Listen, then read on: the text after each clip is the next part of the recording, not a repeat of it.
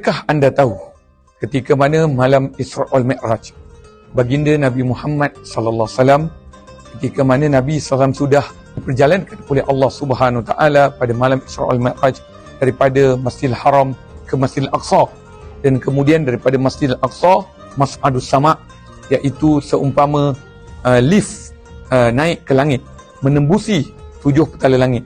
Kemudian Rasulullah SAW sampai ke Sidratul Muntaha, kemudian sampai Al-Mustawa.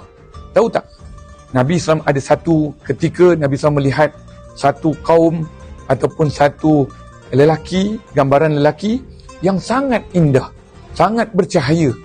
Tidak pernah Nabi SAW melihat cahaya keindahan seperti itu. Rasulullah SAW bertanya, adakah kamu ini adalah Nabi? Tidak. Adakah kamu ini malaikat? Tidak. Lalu Rasulullah SAW mengatakan, habis kamu ini siapa? Lalu ia mengatakan, ia adalah malaikat Jibril mengatakan, ini adalah lelaki yang mana dia adalah orang yang diberikan oleh Allah Subhanahu Wa Taala lidahnya basah mengingati Allah Subhanahu Wa Taala. Ratban bizikrillah, lidah yang basah mengingati Allah Subhanahu Wa Taala, wajahnya indah digambarkan nanti di hari kiamat kelak. Wahai semua umat Islam di negara Malaysia ini, insya-Allah pada tanggal 31 Januari 2026, mari sama-sama kita bawa family untuk sama-sama kita berzikir, bermunajat kepada Allah Subhanahu Wa Taala untuk negara Malaysia tercinta, untuk umat, untuk bangsa kita ini di dalam negara yang bertuah ini. Kita mohon kepada Allah Subhanahu Wa Taala biar lidah kita basah mengingati Allah Subhanahu Wa Taala, berzikir dengan himpunan zikir yang kita akan baca, iaitu Ratibul Attas, dan kemudian kita memuji baginda Nabi Muhammad sallallahu alaihi wasallam, Maulid Nabi Muhammad sallallahu alaihi wasallam, diikuti dengan penceramah-penceramah yang sangat hebat, yang lunak perkataan mereka.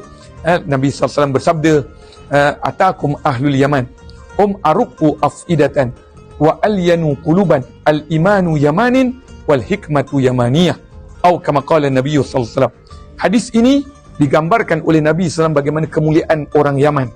Kata Nabi SAW, atakum ahlul Yaman, telah datang kepada kamu orang Yaman.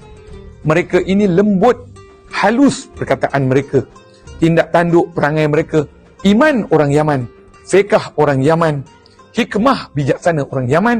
Ini digambarkan. Sebab tu kalau kita lihat sejarah, orang Yaman yang datang mengislamkan kita, membawa Islam ke tanah Melayu, alam Nusantara. Mari sama-sama kita bawa family pada malam Sabtu malam 31 Januari 2026 di Masjid Jami' KL, insya-Allah bermula selepas maghrib sampai akhir pukul 10 mungkin.